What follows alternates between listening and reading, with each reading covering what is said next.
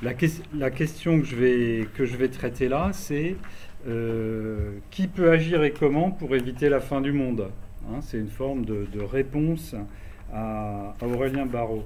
Alors en fait, depuis 1 an à peu près, on a de nouveau une succession rapide de ces appels qui disent la planète est en danger, il faut sauver la planète. Il n'y a plus de discussion sur le constat, du moins c'est ce que disent les auteurs de ces appels. Leur raisonnement passe par l'étape obligée que sauver la planète doit devenir la priorité absolue, c'est ce qui est dit à chaque fois, et que du coup c'est incompréhensible qu'on ne fasse rien. Là encore, c'est ce qui est dit en général. Et donc ces appels concluent en disant cette fois-ci, il faut vraiment passer à l'action, puisque jusqu'ici, en substance, on ne fait rien. Alors, pourquoi j'ai choisi Aurélien Barraud? Parce que la qualité d'expression et de raisonnement me paraît excellente. Vous avez remarqué la clarté de l'exposé, la beauté de la langue, l'élocution formidable, et puis aussi une certaine forme d'engagement dans sa manière de dire, c'est-à-dire une sorte de juste engagement ouvert éventuellement à l'interpellation, mais sérieusement investi humainement dans ce qu'il dit. On n'a pas l'impression qu'il répète un script qui est opportun par rapport aux circonstances. On peut finalement avoir une sorte de résumé de la situation. Aujourd'hui, faut-il, au regard de ces chiffres, aller plus loin que l'accord de Paris? Mais absolument. Nous sommes en pleine guerre. Nous sommes en guerre contre la fin du monde. Il faut que ce soit notre priorité à tous. Il faut que le prochain journaliste qui interviewera Emmanuel Macron commence par des questions sur le problème climatique. Quand on interviewe Churchill en plein milieu de la guerre, on lui parle de la guerre, évidemment. On ne lui parle pas de ses goûts culinaires. Donc je crois qu'il est temps d'en faire notre priorité absolue. Et en effet, comme vous le disiez, l'ONU, qui est connue pour être très réservée, mentionne que nos ambitions ne sont pas assez élevées. Et pourtant, nous ne tenons pas nos ambitions. Donc on a des engagements trop faibles, et même si on suivait ces engagements, on serait encore sur un cheminement catastrophique. Il faut changer radicalement et rapidement. Donc, vous voyez le raisonnement de priorité absolue. Et la première réponse à la question qui doit agir. Et là, je crois que l'enjeu est très clair pour les décideurs. Soit ils sont, parce qu'ils savent aujourd'hui plus que tous leurs prédécesseurs, les pires lâches de l'histoire, et ils auront une responsabilité sans précédent, soit ils sont les premiers héros. On a inventé un truc qui est la politique, pour le meilleur et pour le pire. Mais le meilleur, c'est que justement, c'est ce qui fait que, quand on est trop faible pour se limiter par rapport à certains types d'actions, on invente le politique et le juridique qui sont là pour nous dire « ça, t'as envie de le faire, tant pis, tu le feras pas ». Tu le feras pas parce que ça a trop d'impact sur le bien commun. Et c'est là précisément où les politiques doivent prendre leurs responsabilités. C'est leur rôle. S'ils font pas ça, ils ne servent à rien. Ils sont là pour nous dire « vous avez envie de faire ça ? Bah tant pis. Nous, on vous dit non. » Bien sûr, c'est un peu infantilisant. Bien sûr, dans un monde idéal, moi j'ai même eu un peu parfois des proximités intellectuelles, anarchistes, etc. Donc tout ça, c'est complètement contre ça. Mais tant pis, là, il s'agit de sauver le monde. Et moi, j'ai pas d'autre solution que celle-là. Donc vous voyez que la forme première de la réponse, hein, c'est la responsabilité de nos gouvernants. Et la forme principale de l'action doit être enfin de passer à la contrainte qui serait le contraire de ce qui est l'inaction et qui est au fond la négociation ou des formes de conciliation ou autre. C'est le premier niveau de réponse. On va aller plus loin là-dedans parce qu'on va voir qu'il y a d'autres éléments dans son discours qui vont dans d'autres directions. Et puis, par ailleurs, il y a aussi des points aveugles, bien sûr, c'est à ça que je vais m'attacher. Je voudrais quand même signaler par rapport à ces appels qui sont loin d'être nouveaux. C'est aussi dramatique, et là je peux peut-être faire un point scientifique, du point de vue de l'utilisation exponentiellement croissante des ressources dans un monde de taille finie. Cela n'est pas possible. Cela n'est pas durablement possible. En physique, dans mon domaine, on appelle cela une instabilité. Et un système instable, c'est un système qui va crasher, automatiquement. Nous sommes donc en train de mettre en œuvre le crash du système planète Terre. Donc, ce raisonnement, c'est le raisonnement du rapport du Club de Rome, 1972. Il n'est pas possible d'avoir une croissance continue et même exponentielle de la population et de la consommation des ressources matérielles dans un monde dont les ressources sont finies. Il n'y a aucune différence entre le rapport du Club de Rome de 1972 et ce raisonnement, c'est exactement le même. C'est quand même frappant de voir ça, puisque moi-même, quand j'ai commencé ma carrière, le rapport du Club de Rome avait déjà pratiquement 10 ans. Et j'ai commencé, quand j'ai été nommé prof ici, en 1995, par monter le cours de prospective environnementale. Et un des cours clés de ce cours de prospective environnementale, c'était l'analyse de la méthodologie du Club de Rome et de ses conclusions. Et à l'époque, j'étais un peu seul à conclure que la méthodologie était parfaitement appropriée et que les conclusions étaient tout à fait indiscutables. Donc, c'est étonnant de voir que le cœur de l'appel, lui, est en place depuis 1972.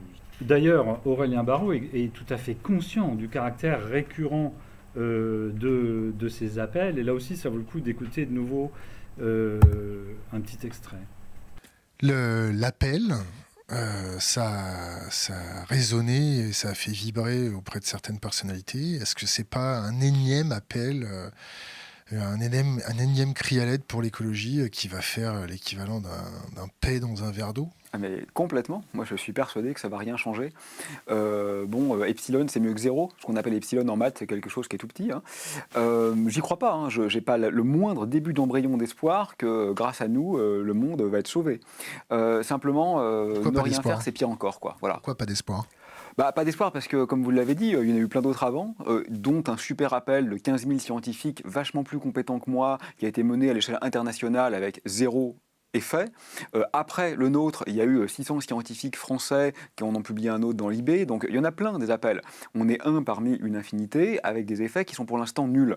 Donc c'est pas franchement encourageant. Simplement, on utilise nos armes. Hein, voilà. Moi, personnellement, j'ai pas de Kalachnikov chez moi, donc mon arme c'est ça, c'est d'essayer de parler correctement. J'ai pas une médiatisation très importante, mais elle n'est pas complètement nulle non plus. Ce que vous voyez, c'est la succession des appels. Le Club de Rome de 72 était déjà... Là, il n'a parlé que des appels qui ont été faits depuis un an à peu près.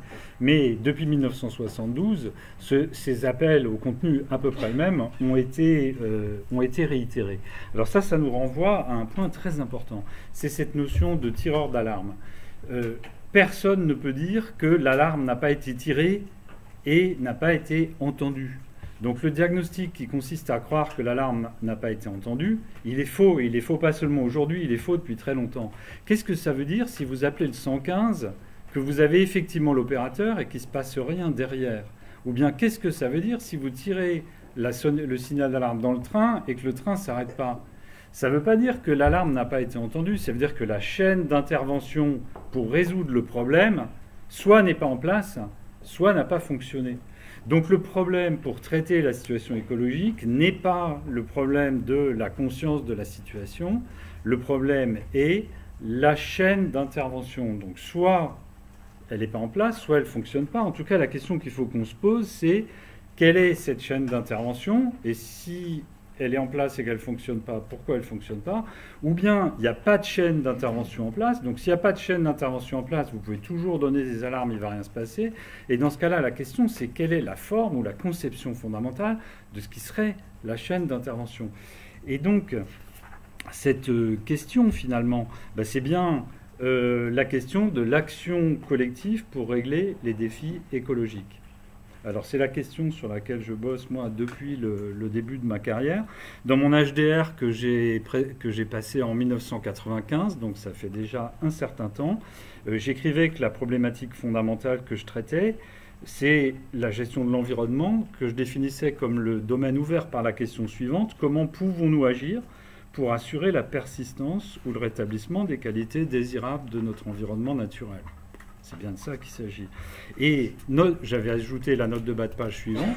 Bien sûr, cette question « comment pouvons-nous agir ?» en englobe une seconde qui est capitale. Comment peut se constituer le sujet collectif d'une telle action? Dit autrement, quand on dit « est-ce que nous pouvons sauver la planète ?» c'est qui ce « nous » Hein, c'est pas seulement comment pouvons-nous, mais qui est ce nous, quel est le sujet d'action susceptible d'agir. C'est ça la question cruciale, et donc c'est là-dessus qu'on va essayer d'avancer aujourd'hui.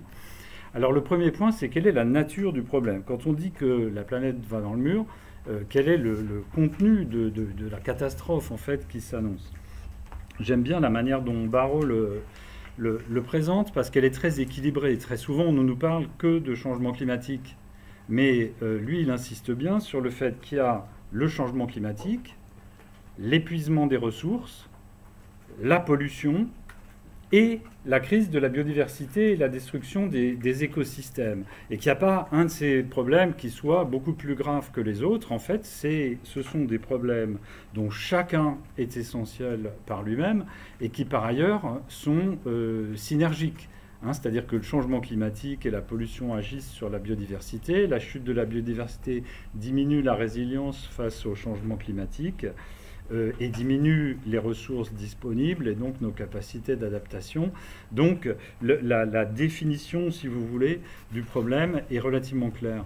Alors lui, au-delà de ce contenu, disons, environnemental, qui est presque technique, il va un peu plus loin en disant que ce qui nous menace, c'est la fin du monde. Hein, la fin du monde parce que le mode de vie que nous avons ne pourra pas continuer. Et que, par ailleurs, on risque des conflits majeurs.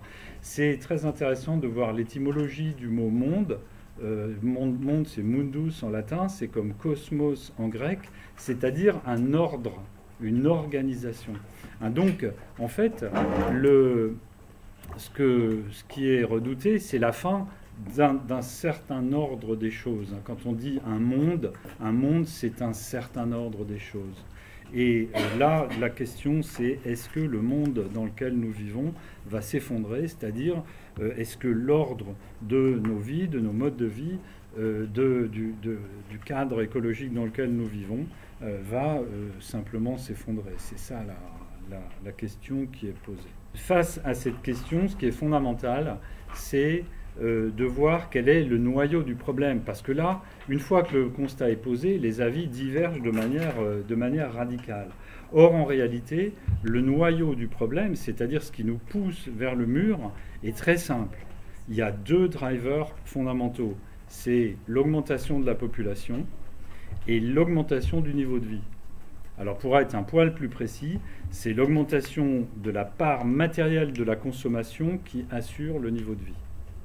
Donc si j'ai un certain niveau de vie, ça passe par un certain niveau de consommation et c'est de matériel. Et c'est ce niveau de consommation matérielle qui est le driver fondamental.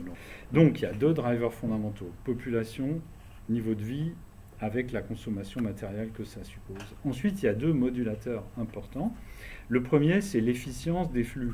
C'est-à-dire que si vous arrivez à créer la même consommation matérielle avec des flux plus faibles, eh bien, votre impact va en être diminué d'autant. Par exemple, hein, si vous avez des cochons qui transforment 2 fois plus efficace, que vous les sélectionnez pour qu'ils transforment de manière 2 fois plus efficace la nourriture végétale à laquelle ils ont accès pour vous donner de l'alimentation, eh bien, vous allez diviser d'un facteur 2 l'empreinte écologique à population et à niveau de vie égal. Et puis, il y a un deuxième modulateur. Donc tout ça, c'est trivial dans le débat, par exemple, sur le climat.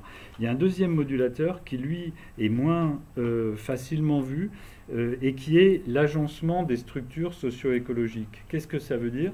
Ça veut dire que l'empreinte écologique liée au flux matériel n'a pas du tout les mêmes effets selon l'endroit où elle tombe. Donc la question qui est, où est-ce que nous menons les activités ? Avec comment ça va s'agencer avec les structures propres et les fonctions propres de l'écosystème est un deuxième modulateur absolument fondamental. Et ensuite, il y a un cinquième facteur qui est très important aussi, mais plus discret, qui est l'horizon des attentes, c'est-à-dire le référentiel par rapport auquel on considère qu'il y a un problème.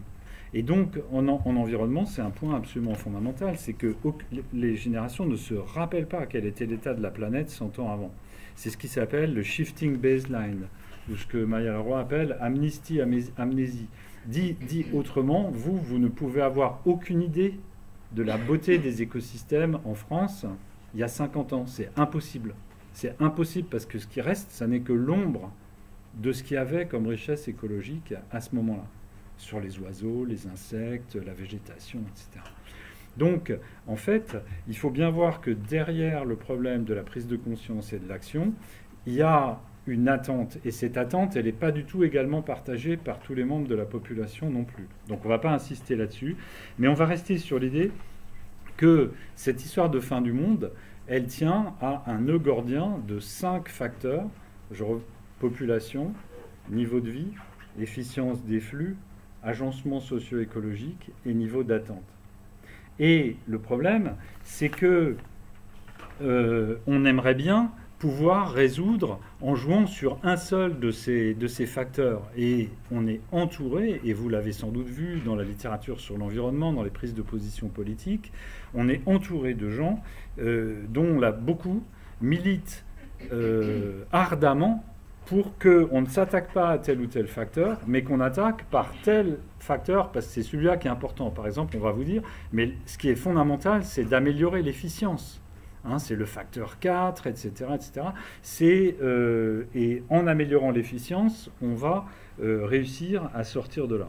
Or, tout commence à indiquer clairement que si on ne tire que sur un seul des facteurs, ou 2 des facteurs, de toute façon, on n'arrivera pas à dénouer le nœud. Or, il est très difficile de se contenter de tirer sur un des facteurs. Donc je reviendrai dans d'autres cadres, mais pas aujourd'hui là-dessus. Simplement, je vous propose d'écouter comment Aurélien Barraud traite cette question. Et on va voir Aurélien Barraud et le journaliste qui l'interviewe à un moment en train d'essayer de se dépatouiller en disant oui, il faut tirer sur tel film, mais pas sur celui-là. Ah, mais si, sur celui-là. Ah, sur celui-là, surtout pas. Et donc, on va avoir un début d'esquisse à quel point c'est éclairant. Après, il faut quand même améliorer l'efficacité énergétique. Par exemple, ça a l'air tout con, hein, mais l'efficacité énergétique des bâtiments en France, ça ferait des économies monstrueuses si on isolait mieux thermiquement les bâtiments. Et puis ensuite, il faut changer de mode de production d'énergie. C'est pas du greenwashing, ça ? Je l'ai cru. Mais il se trouve que j'ai un collègue physicien en quel j'ai énormément confiance, qui a travaillé sur la question, Freddy Bouchet, qui est membre du comité national du CNRS, qui est quelqu'un pour qui j'ai une très très haute estime intellectuelle.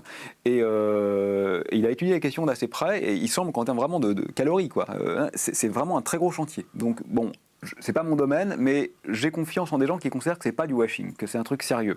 D'autres trucs sont moins sérieux. Si je te dis, tu vas arrêter de nous faire du greenwashing avec l'isolation de tes bâtiments et tu vas expliquer aux gens qu'il faut mettre un pull avec un petit bonnet, tu sais, un peu comme dans les yourtes au fin fond de la Sibérie. Ouais. On va faire des économies tout de suite. Et puis avec une pression sur le biotope qui sera... Donc là, vous voyez déjà les a priori des uns et des autres. Hein. Jouer sur l'efficience, c'est le discours de ceux qui ne veulent pas vraiment changer. Donc c'est du greenwashing. Ce qui n'est pas du greenwashing, c'est de jouer sur le niveau de vie, sur le niveau de consommation. Donc vous les voyez là en train de se débattre. Et donc maintenant, on continue dans le même registre un peu. Il faut des mesures politiques, concrètes, coercitives, impopulaires, s'opposant à nos libertés individuelles. On ne peut plus faire autrement.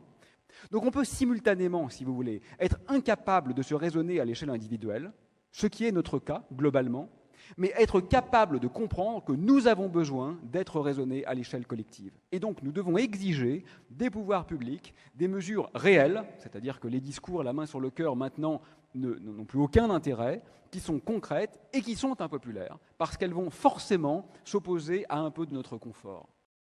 Donc, ce que vous voyez là, c'est l'affirmation de la croyance que seul on tire le bout du nœud sur lequel il faut tirer, c'est le niveau de consommation. Et donc le signal d'une politique d'une vraie action par rapport à une action bidon, c'est « je suis moins bien après ». Et vous avez là une deuxième affirmation qui est faite de manière très légère, qui est de dire à renoncer à un peu de notre confort. Mais en fait, les ordres de grandeur ne disent absolument pas qu'il s'agisse d'un peu de notre confort. Mais dans la tactique où chacun se chamaille pour dire non, c'est sur l'autre bout qu'il faut tirer, chacun essaie de nous persuader que le bout sur lequel il faut tirer, c'est pas trop dur, et que ceux sur lesquels il faut pas tirer, c'est pas grave. Donc on va en avoir tout de suite encore un exemple. Voilà. Est-ce que tu peux dire à quelqu'un qui est en précarité financière, dans un logement à précarité énergétique, qui n'arrive pas à chauffer, qui n'arrive pas à bouffer autre chose que des hydrates de carbone saturés produits à l'arrache, qui butent des orang-outans au fin fond de la forêt. Ah non, moi je lui dirais rien. Moi ça c'est clair, je peux pas faire ça. Mais c'est une force vive pour les politiques quand même. C'est exactement comme le problème de la démographie, parce qu'il y a quand même un problème de la démographie. Moi personnellement, j'irai jamais dans un pays pauvre où la seule richesse entre guillemets qu'ils ont, c'est de faire des gamins, refaire un néocolonialisme N+1 et leur dire voilà les mecs comment il faut et les femmes, voilà comment il faut gérer votre population quoi. Donc ça c'est vrai que là il y a une tension. Mais en fait, tu as une vision malthusienne de la démographie. Je sais pas, mais en fait, la démographie, peut-être que j'ai tort, parce qu'il y a des gens très intelligents qui disent le contraire, mais j'ai pas l'impression que ce soit un si gros problème que ça. On peut pas avoir une croissance infinie dans un monde fini, ça c'est sûr. Mais on n'est pas du tout en croissance exponentielle, en fait. Hein. Je veux dire, la démographie, elle est en train de se stabiliser. Hein. Donc je pense qu'elle va se stabiliser autour de 12 milliards. Moi, franchement, je crois que c'est vrai, c'est trop. Moi, je préférerais qu'on soit à 3 fois moins. Je pense que ça serait mieux pour la planète. Mais si on répartit un peu mieux les richesses, je pense que 12 milliards qui se comportent correctement, ça aura beaucoup moins d'effet que 8 milliards qui se comportent comme des salauds. Hein. Donc là, vous voyez, oulala, non, il ne faut pas tirer sur le nœud de la démographie. Et d'ailleurs, c'est pas si grave. Donc, bon, on ne va pas continuer le raisonnement, mais en fait, je pense que cette grille de lecture avec ces 5 facteurs fondamentaux, elle éclaire énormément du débat. Or, ce qui est frappant, c'est que le débat est très bloqué, parce qu'en fait, le nœud des limites de la planète, quand on tire sur un seul des brins, il se resserre au lieu de se desserrer. Et donc, c'est bien un nœud gordien. Alors, il y aurait des thèmes à aborder pour approfondir. Ce serait sur les ordres de grandeur. Quand Aurélien Barraud dit c'est un peu de notre confort, je pense que ça ne correspond pas du tout à l'ordre de grandeur. Si vous écoutez Jean-Marc Jancovici ou des gens qui ont vraiment travaillé sérieusement sur les chiffres en matière d'énergie ou de consommation matérielle, on est très loin de ça.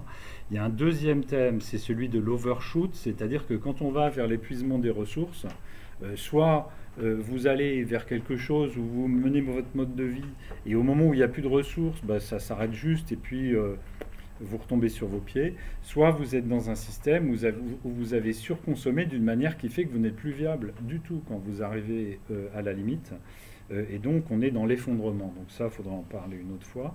Vous avez un troisième thème très important, c'est que tous les raisonnements sur les limites de la planète raisonne de manière agrégée, c'est-à-dire sur l'ensemble de l'humanité, l'ensemble des ressources, l'ensemble de l'écosystème planétaire. Alors qu'en fait, bien sûr, c'est différencié de manière régionale. Il y a des endroits, si vous êtes à Haïti, vous avez déjà touché le mur des ressources et des limites il y a bien longtemps, à Haïti. Si vous êtes si vous êtes en Californie, eh bien vous êtes sur la limite en ce qui concerne la consommation d'eau, et par contre vous êtes encore confortable sur d'autres types de ressources. Et puis il y a une dernière question qui est moins visible, c'est la question de savoir si on a vraiment cette représentation d'un système qui continue tel quel et qui, à un moment donné, pourrait se heurter dans le mur, ou si en fait le mur est déjà en action de manière souterraine et qu'il y a des mutations plus ou moins cachées de ces limites qui saperaient notre système économique et écologique dans une sorte de transformation insidieuse qui serait déjà en cours. Donc je garde juste ces questions pour dire que ça vaut le coup d'aller regarder plus loin, mais là je vais me concentrer seulement sur 2 problématiques dans la fin. La première, c'est ce que j'appelle le refoulement du distributif. En effet, le raisonnement d'Aurélien Barraud, mais c'est le cas pour tous les appels dont il parle et qu'on entend depuis si longtemps, ce raisonnement résonne comme si c'est toute l'humanité qui allait subir la catastrophe écologique, au fond, comme si on était dans une situation où on allait terminer tous perdants, sauf si on prenait les mesures appropriées, auquel cas on terminerait tous gagnants. Or, il n'y a absolument aucune raison rationnelle d'accepter cette manière de poser le problème. Dans l'immense majorité des situations qui ressemblent à ça, eh bien, ce qui se passe quand on se heurte à des limites de ressources ou à l'inefficacité de la production ou autre, eh bien, il y en a qui tirent leur épingle du jeu et d'autres non. Et donc, on pourrait tout à fait poser la question autrement en disant la question n'est pas l'humanité ne va pas survivre, la question est qui va survivre avec quel mode de vie. Ça n'est pas du tout la même question. Mais quand on pose cette question-là, évidemment, ça soulève la question de la distribution, c'est-à-dire qu'il y aura des gagnants et des perdants, et ça crée un énorme malaise. Et l'évitement de ce malaise, c'est ça que j'appelle le refoulement du distributif. C'est l'évitement de ce malaise. Alors je parle d'évitement, ça peut paraître bizarre, parce que vous allez me dire, mais en fait on parle que de ça, les inégalités environnementales. Quand on a un ministère de l'écologie en France, il s'appelle Transition écologique et solidaire, etc. Donc on a l'impression de penser que à ça. Et je vous propose d'écouter deux petits extraits là d'Aurélien Barraud qui montrent ces dimensions et qui amorcent l'évitement en fait. Donc effectivement, il y aura des réfugiés climatiques. L'ONU estime que d'ici une trentaine d'années, donc maintenant, il y aura entre 100 millions et 1 milliard de réfugiés climatiques. C'est absolument gigantesque. Et là, on voit bien que le problème écologique, qui est incontestable, est couplé à un problème social et humain. Comment va-t-on réagir? Et là, je crois que le défi est immense parce qu'il s'agit d'apaiser non seulement notre rapport à la nature, en se repensant finalement comme faisant partie de cette nature, mais aussi bien sûr de s'extraire un peu de cette zone de confort et de ce repliement identitaire dont les catastrophes seraient encore plus considérables lorsque ces grandes migrations se mettront effectivement en marche. Donc vous voyez dans cet extrait à la fois l'annonce d'un conflit énorme à l'échelle planétaire et l'évitement d'une certaine manière de ce conflit. Deuxième extrait. Mais là, on ne parle pas de 200 000 personnes. Les chiffres ONU, actuellement, c'est au minimum 200 millions de réfugiés climatiques, peut-être jusqu'à 1 milliard. Et ce n'est pas dans 20 siècles, hein, c'est dans 30 ans. Et donc ça ne peut pas ne pas faire de guerre. On le voit bien, personne ne va ouvrir ses frontières en disant venez profiter de notre climat tempéré. Donc on est en train de préparer un monde où non seulement les vivants seront en train de s'atrophier, de s'étioler, mais en plus les conséquences secondaires seront des conflits entre les vivants qui restent. Est-ce que c'est vraiment ça qu'on a envie pour mes vieux jours ou la force de l'âge de mes gamins? Je vois pas comment on peut le défendre, quoi. Cette question est une question rhétorique parce que, puisque Aurélien Barraud nous dit par ailleurs que la catastrophe est inévitable, la question n'est pas tellement est-ce qu'on a envie de léguer ce monde. La question c'est... oui, c'est ce monde-là qu'on va léguer. Donc, on pourrait tout à fait embrayer sur une question tout autre. Par exemple, moi, quand j'entends cette annonce d'une guerre inévitable, moi j'ai envie de poser des questions très simples. Cette guerre, est-ce que nous avons des chances de la gagner? Et qui vont être nos ennemis dans cette guerre? Quels vont être les affrontements et qui va mourir dans cette guerre? Est-ce que nos équipements militaires actuels sont adaptés aux formes de guerre? Est-ce qu'on a réfléchi aux formes spécifiques de guerre qui viendront avec ces crises-là? Est-ce que ça ne serait pas une priorité majeure dans la formation de la jeune génération de former les guerriers qui nous permettront de survivre dans cette guerre? Donc, quand quelqu'un annonce une guerre avec des arguments crédibles, pour moi, il y a une étrangeté à ne pas poser la question « est-ce que nous faisons bien ce qu'il faut pour la gagner ?» Et puis ça pose évidemment la question qui est nous dans cette guerre. Est-ce que nous, c'est la France ou les Français? Est-ce que c'est l'Europe et les Européens? Qui contre qui? En tout cas, c'est... Et or, jamais dans tous ces appels qui... pour beaucoup, évoque cette perspective d'affrontement à l'échelle planétaire, tous éludent. C'est-à-dire que la violence est évoquée, mais comme un repoussoir. Elle n'est jamais abordée explicitement comme devant faire l'objet d'une préparation, ou comme étant un des volets clés du débat politique, ou comme étant une dimension majeure de la politique publique et de ce que devrait être la pensée d'une politique publique. Donc déjà, il y a une élision totale de la violence. Pour quelqu'un qui lit des livres d'histoire, il y a quelque chose d'insensé là, qui peut se comprendre, puisque ça fait 2 générations en France que nous n'avons pas été confrontés à la violence qui sous-tend les structures politiques, économiques, et que nous profitons de la situation. Mais le fait de croire que ça va durer indéfiniment, ça, c'est quelque chose qui est de l'ordre de l'illusion.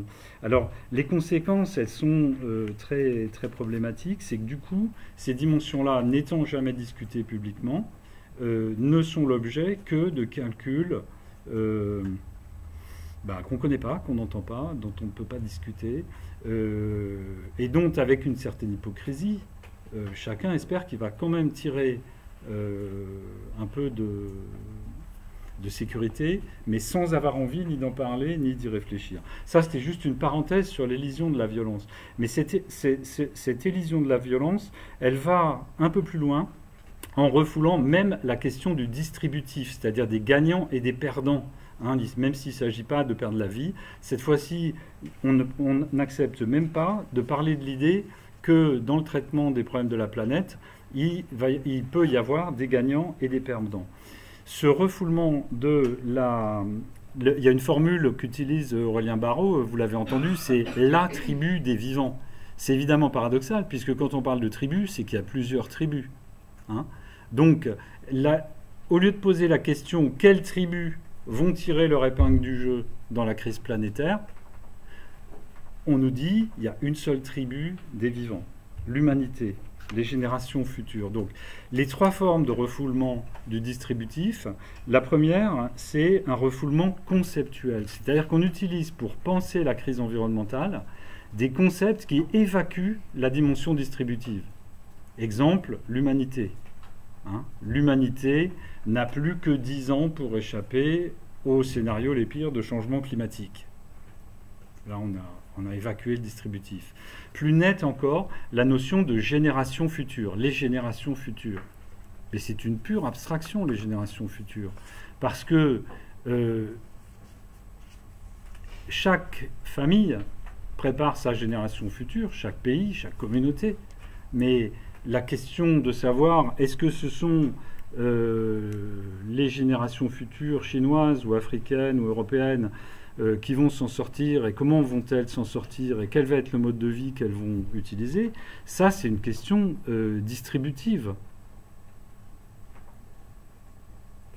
Quand on raisonne en termes de génération future, on fait comme si cet enjeu distributif n'avait aucune importance dans le traitement du problème. Et donc, en fait, chaque fois qu'on utilise des concepts qui, de cette manière-là, gomment la dimension distributive, on est dans ce que j'appelle le refoulement conceptuel du distributif.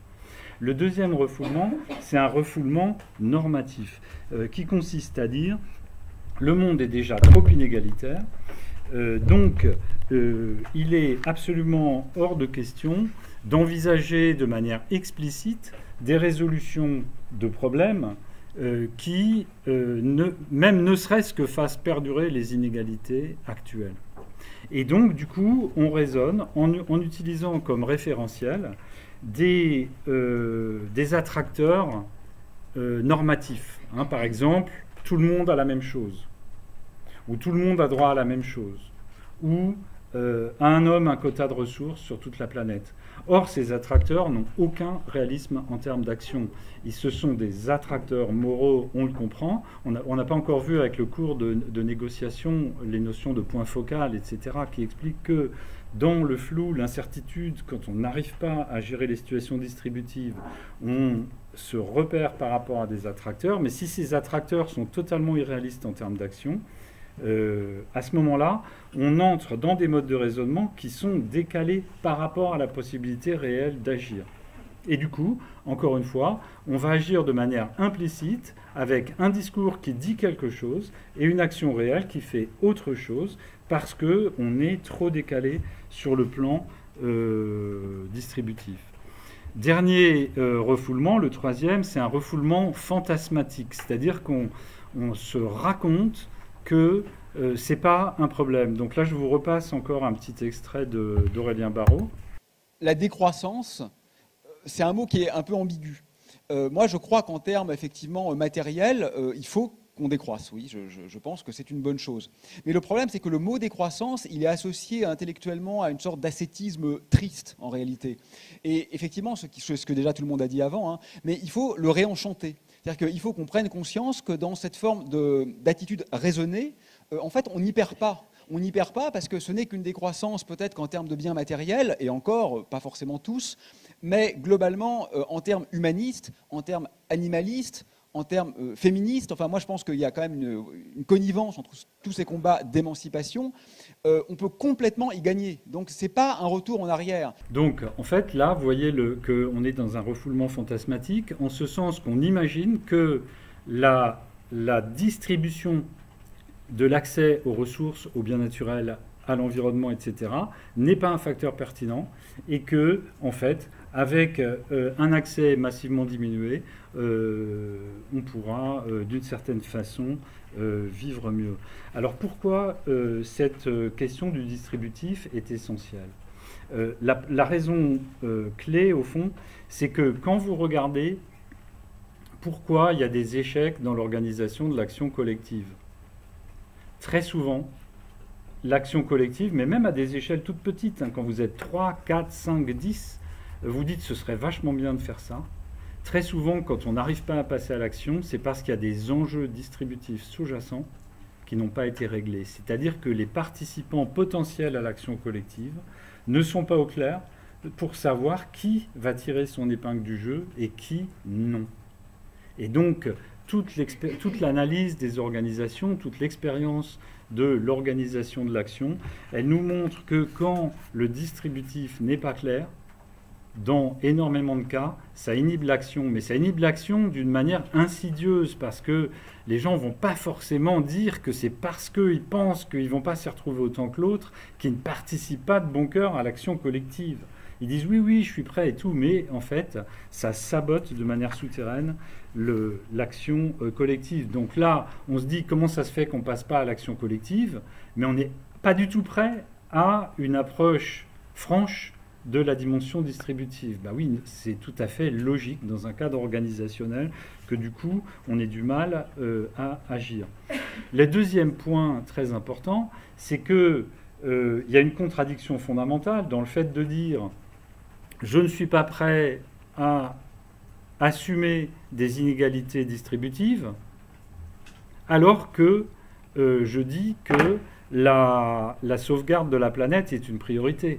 Non, si vous pensez que rétablir les justices distributives est une condition sine qua non pour sauver la planète, c'est que c'est plus important pour vous de mener vos luttes distributives que de sauver la planète. Hein, vous connaissez tous l'histoire du jugement de Salomon, les deux mères qui toutes les deux prétendent que le bébé est à elles. C'est seulement au moment où Salomon demande à un garde d'arriver avec son épée pour couper le bébé en deux qu'une des deux femmes s'écrie « Non, non, non, non, je préfère qu'il soit à l'autre ». C'est parce qu'à un moment donné, pour elle, la vie du bébé est prioritaire par rapport à la distribution entre elles. Mais tant qu'on nous dit le problème distributif est un préalable, ben c'est que la planète n'est pas la priorité. Et puis, de manière tout aussi fondamentale, le règlement des problèmes distributifs, en fait, nous vivons dans des sociétés où il est... Comment dire ? On n'est pas les sociétés où ça se passe de la manière la pire. Hein ? C'est-à-dire qu'on peut assez facilement aller voir des pays où c'est pire qu'ici. Or, malgré ça, c'est super tendu. C'est-à-dire c'est extrêmement tendu. Sur les niveaux de vie, les quartiers, les inégalités, les machins, etc. Or, cet équilibre négocié, qui est déjà très tendu et instable, il a été le résultat de négociations énormes depuis 200 ans ou plus, hein, qui ont petit à petit permis de faire la structure de la société. On ne peut pas séparer l'organisation de la société et la structure par laquelle nous réglons les problèmes distributifs. Et donc, quand nous disons, pour régler la crise de la planète, il faut revoir le modèle d'organisation de la société, Mais le modèle d'organisation de la société, c'est le modèle par lequel nous discutons des enjeux distributifs. Donc si nous ne sommes pas d'accord pour discuter des enjeux distributifs, comment nous pouvons discuter du modèle d'organisation de la société? C'est pas possible. Donc il y a une contradiction fondamentale entre le fait de refouler le distributif en disant nous tous, la tribu des vivants, etc., et le fait de dire il faut changer l'organisation ou le modèle, parce que changer le modèle, ça veut dire changer notre manière de résoudre les problèmes distributifs. Et la solution qui consiste à dire j'ai une solution qui consiste à donner à tout le monde pareil, cette solution est d'ordre fantasmatique. Donc elle n'a jamais marché. Il y a des raisons fondamentales pour lesquelles elle ne peut pas marcher telle qu'elle. Et de toute façon, personne ne peut dire voilà cet équilibre qu'on a mis 200 ans en se battant les uns avec les autres, hyper complexe, on va le remplacer d'emblée par un jeu qu'on peut décrire de manière assez simple, clac, clac, clac, et tout le monde va rentrer là-dedans. Non, le changement de l'organisation sociale, il passe par un changement des distributions qui est quelque chose d'engagé, de compliqué, etc. Mais en tout cas, c'est absurde de vouloir parler de changement d'organisation sociale en ayant peur d'aborder la question distributive. Et du coup, on traite le distributif dans l'implicite, et du coup, on se heurte à des limites très fortes dans l'action. Je prends un des thèmes qui est devenu cristallisateur, c'est les déplacements automobiles. Soyons clairs, s'il faut qu'on divise de manière massive notre impact, notre empreinte écologique, si on part de l'idée, il va falloir restreindre de manière massive le transport automobile. Il faut être clair, ça veut dire que seuls les membres d'une petite élite pourront se déplacer dans des moyens de transport autonomes.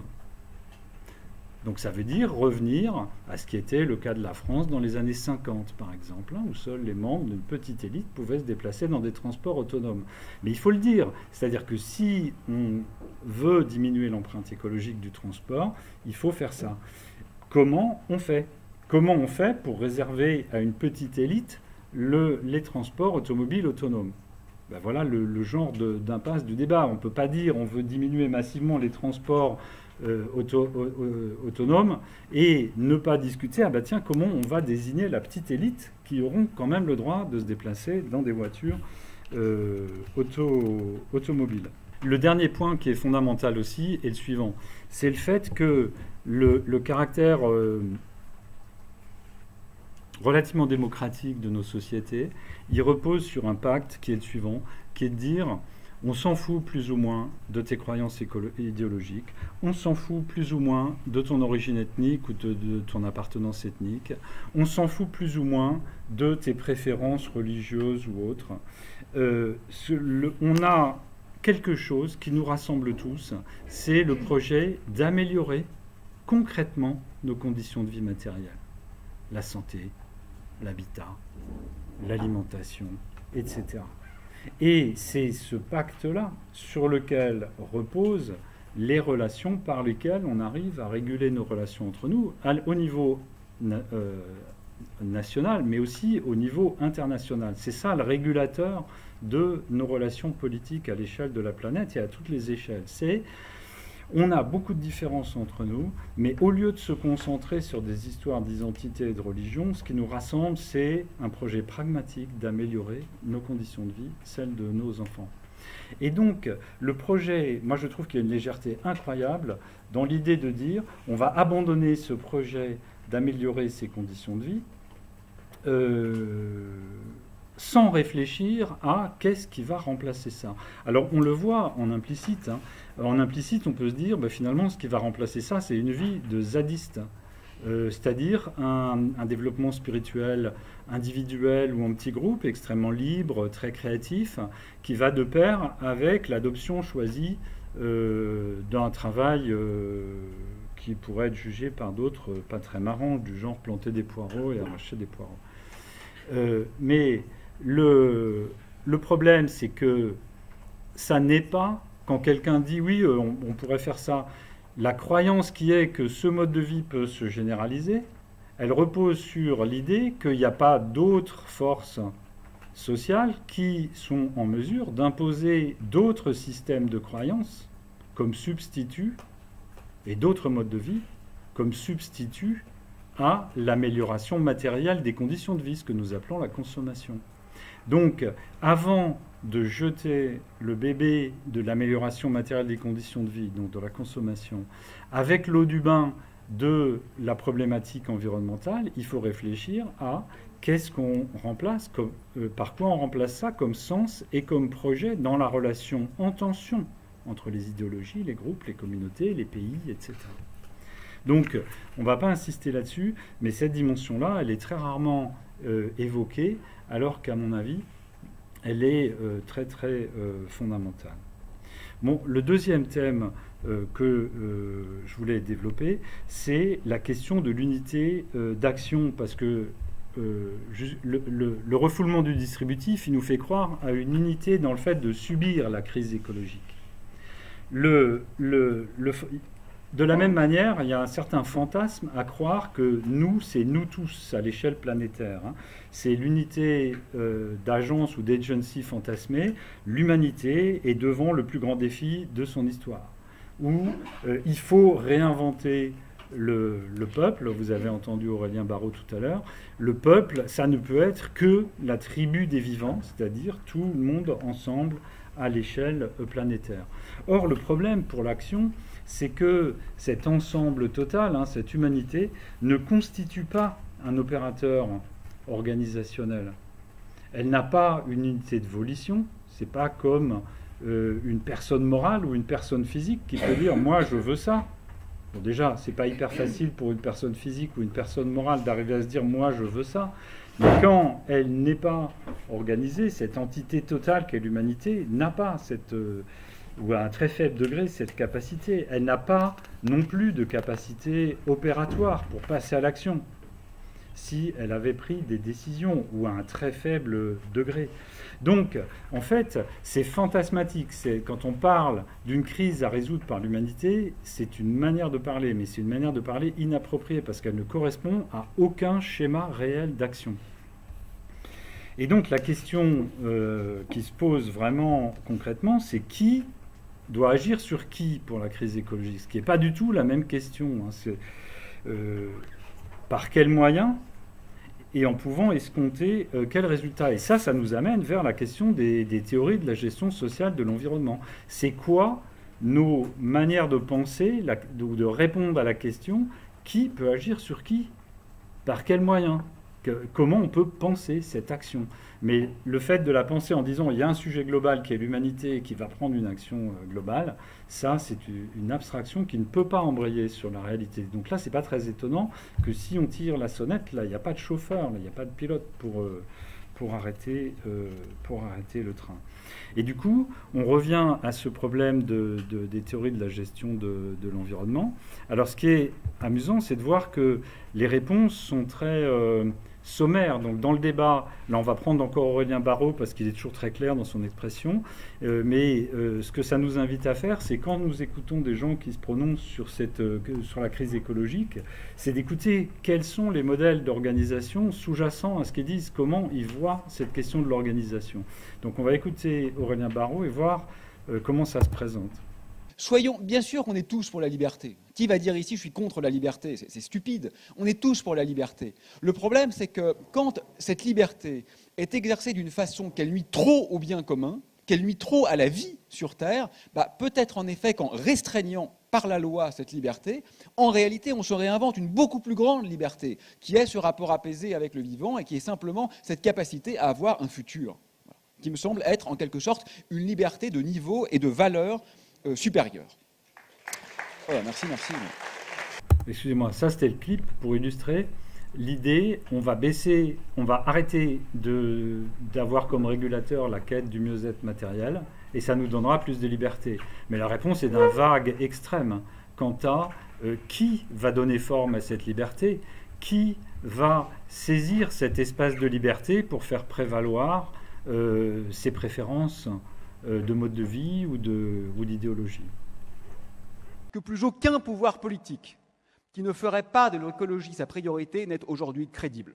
Voilà. Une formation politique, une gouvernance politique qui ne fait pas de la sauvegarde du monde sa priorité est simplement ubuesque. Nous n'en voulons plus, elle n'a plus aucune légitimité. Voilà, là, c'est difficile d'être plus éloquent pour définir le paradigme du gouvernement. Hein.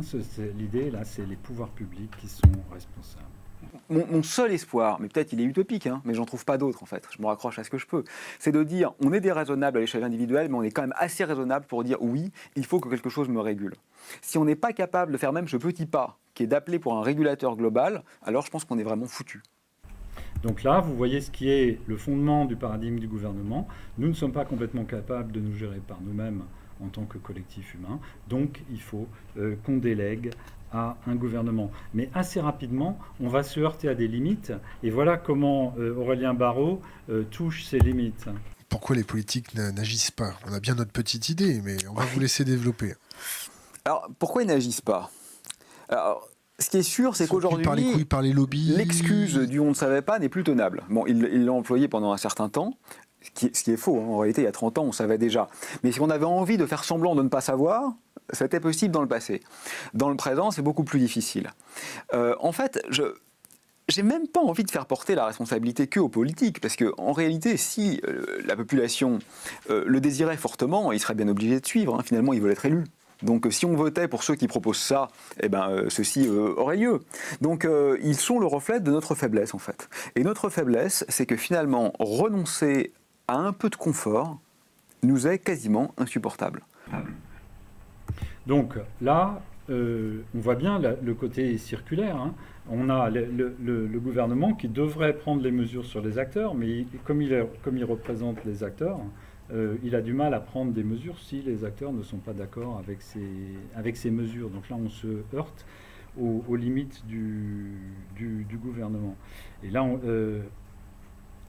chez Aurélien Barraud, a fortiori, si le gouvernement n'est pas capable de surmonter cette réticence des citoyens, la coordination ne permettrait pas de le faire, puisqu'il nous dit « nous sommes faibles et incapables de nous restreindre ». Si nous discutons directement entre nous sans déléguer un pouvoir à une autorité, ça ne va pas marcher.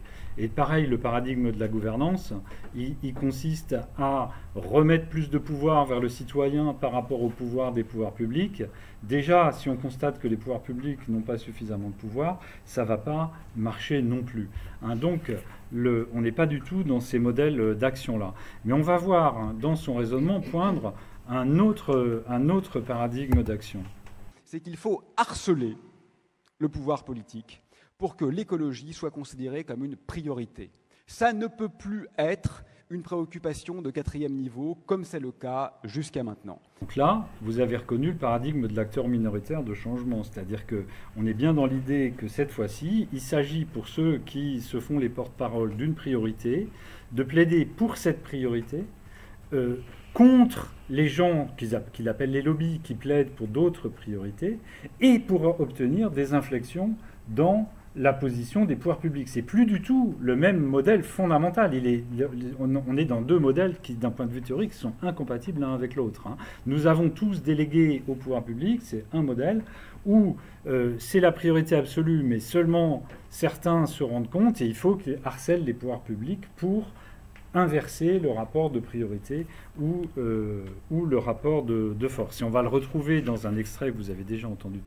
Mais pour être les premiers héros, quelques beaux discours et un peu de greenwashing ne va pas suffire.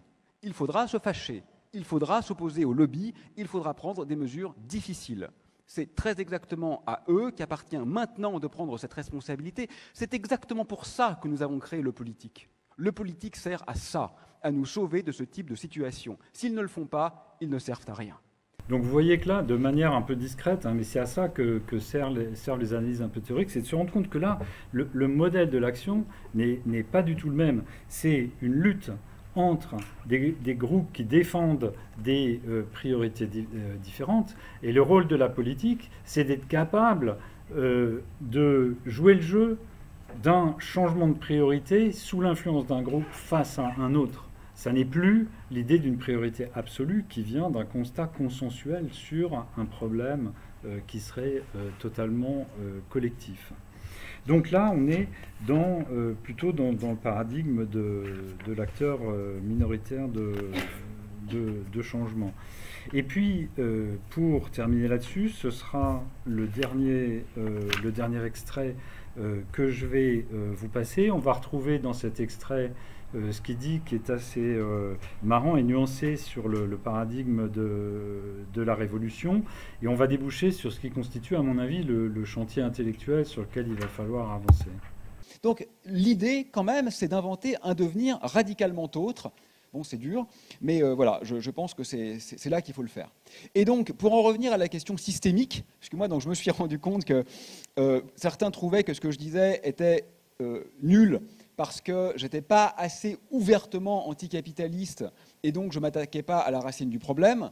Et d'autres trouvaient que c'était nul parce que j'étais beaucoup trop radicalement anti-système et donc un de ces révolutionnaires chevelus qu'il ne faut pas écouter non plus. Donc on ne peut pas plaire à tout le monde, hein, on est toujours trop ou pas assez extrême suivant nos interlocuteurs. En tout cas, moi, ce que je crois, c'est qu'en effet, c'est très clair qu'il faut une remise en cause économique qui va avec la remise en cause écologique. Est-ce que ça passe par quelque chose d'absolument radical ou par une inflexion? J'en sais rien, mais l'idée que j'ai, c'est de se dire finalement, plutôt que de s'entretuer entre nous sur quel est le bon système, peut-être il faudrait inverser l'ordre et se dire on le fait, on arrête d'émettre du CO2, on arrête d'envahir les espaces de vie, on arrête effectivement de suraccumuler les richesses et on verra bien après quel est le système qui permet de le faire. C'est-à-dire essayons, alors je sais que c'est un peu facile de dire ça quand on n'a aucun pouvoir politique, si j'étais Premier ministre, mais je ne le serai pas, rassurons-nous, mais j'oserais jamais dire ça, mais je pense que ça serait quand même pas mal en l'occurrence que l'action précède quelque part l'idéologie systémique. On le fait, puis on verra bien comment le faire. Si on ne le fait pas, on va crever. Donc on le fait, et puis le système permettant de le faire, quelque part, devrait, si tout se passe bien, émerger de lui-même. Donc ce que vous voyez là, c'est vous voyez évoquer le modèle révolutionnaire, qui consisterait, lui, à renverser le système existant et à le remplacer par un autre système qu'on aurait déjà sur sa table à dessin avant de renverser le système existant. Mais finalement, lui, ce à quoi il adhère là, c'est à ce qu'on peut appeler une conception compositionniste de l'action. C'est-à-dire, je ne peux pas décréter que le système va fonctionner d'une certaine manière. Pour reprendre les termes de Crozier, on ne change pas la société par décret. En revanche, si je prends un problème et que je pousse à fond en m'en faisant le porte-parole et en imposant des actions concrètes sur ce problème à un moment donné, des recompositions vont se produire dans le système où d'autres gens jouent autre chose. Je ne peux pas prévoir quel va être le résultat de cette négociation, comment va fonctionner le système émergent. Mais ce que je sais, c'est que si dans l'action pour changer le système, j'ai porté tout le temps le plus fort possible la question écologique, alors je me donne les meilleures chances que dans le système qui va sortir, et que, encore une fois, je ne peux pas connaître d'avance, dans ce système qui va sortir et qui va émerger, alors ces questions seront portées plus fortement que si ça n'avait pas été le cas. Et donc, vous voyez que là, on est dans une vision compositionniste qui serait commune, par exemple, à l'analyse stratégique de la gestion environnementale ou bien au cosmopolitique de Bruno Latour. C'est-à-dire que le système, il est le fruit d'une négociation. Pour changer le système, il faut passer à l'action forte. Cette action va se heurter à des transformations, des négociations, des réactions, va émerger un système qu'on ne peut pas dessiner d'avance sur la planche à dessin, mais donc c'est l'action qui précède. On est donc dans une approche pragmatique qui vise à une forme de recomposition. Donc pour moi, au total, ce qui est intéressant, c'est de voir que vous avez vu qu'en première analyse, dans ces appels, le modèle imaginé de l'action, c'est on a des pouvoirs publics qui enfin prennent des vraies mesures, c'est-à-dire des mesures qui nous font mal et qui tirent par le fil du niveau de vie. On s'aperçoit, en fait, quand on creuse, si on l'accompagne dans sa démarche, qu'on se heurte tellement à des limites dans cette manière imaginée de pouvoir public qui règle le problème de manière verticale vue d'en haut, que finalement, on est invité là à un modèle compositionniste. Vous remarquez qu'il y a d'autres modèles qui sont ici en filigrane. Par exemple, le journaliste qui l'interroge dans les petits bouts que j'ai pris du site Thinkerview, lui, visiblement, il est dans une optique anticapitaliste plus révolutionnaire. En tout cas, on voit bien la mise en scène de ces questions. On voit bien que pour dépasser cette sensation d'inaction, il y a besoin de réfléchir au modèle de l'action qu'on se construit. Il y a besoin de déboulonner un certain nombre d'illusions, de fantasmes.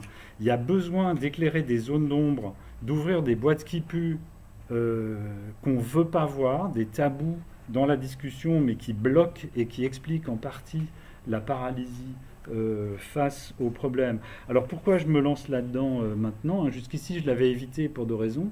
D'abord parce que je m'intéresse plus à des problèmes d'environnement qu'on peut traiter de manière bottom-up, hein, des conflits sur la biodiversité, des choses qui jouent sur l'agencement socio-écologique.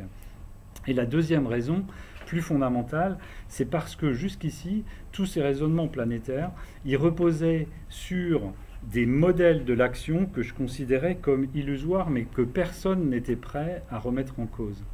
Donc les deux éléments nouveaux, je trouve, dans la période actuelle, c'est que les problèmes qui se résolvent depuis le bas et les problèmes globaux sont en train de se rejoindre. Les problèmes de protection de la nature commencent à se poser à l'échelle macro autant qu'à l'échelle locale, etc. Et puis, surtout, je constate que les personnes qui discutent et travaillent sur les problèmes globaux se heurtent enfin, sont enfin dans une vraie perplexité sur la question de l'action. C'est-à-dire qu'on sent que le tissu craque, qu'ils voient bien qu'on n'arrive plus à réfléchir en disant il faut que tout le monde ait conscience du problème et ça va permettre un passage à l'action. Non, tout le monde a conscience du problème, ça ne permet pas un passage à l'action.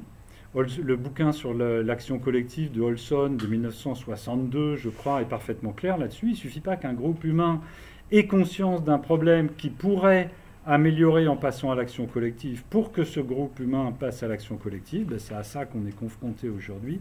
Et donc, je pense que, et ça n'était pas le cas avant, il y a maintenant beaucoup de gens qui sont dans ce débat sur l'environnement à l'échelle globale et qui ne peuvent plus ne pas s'apercevoir qu'il y a un vrai problème qui oblige à penser les modèles d'action collective et à revenir sur un certain nombre d'illusions en ce qui concerne ces modèles.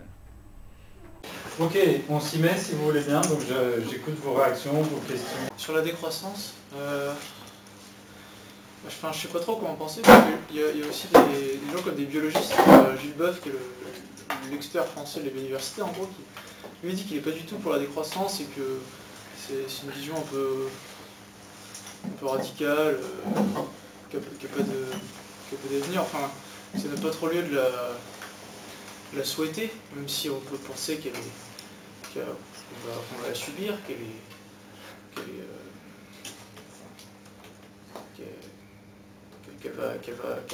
va arriver, quoi. Mais moi je pense que ça fait pas du tout consensus en fait. Et du coup. Ah non, ça fait pas du tout consensus. Ouais. Alors en fait, je connais pas le détail de sa position à lui, mais je comprends très bien pourquoi, quand on a comme préoccupation première la biodiversité plutôt que le changement climatique, par exemple, on est beaucoup plus méfiant par rapport à la notion de décroissance. Parce que la notion de décroissance, elle nous parle essentiellement d'une diminution des flux. La décroissance, elle nous garantit quoi? Enfin, elle nous promet quoi? Elle nous promet une diminution des flux. Mais la dégradation de la biodiversité, elle n'a pas pour cause première les flux, enfin c'est une des causes premières, mais elle a une cause fondamentale qui est ce que j'appelle les agencements. C'est-à-dire le fait que pour générer un certain flux, si par exemple pour produire 10 tonnes de manioc, je le fais dans un sol très fertile, volcanique, d'une manière durable, c'est une chose.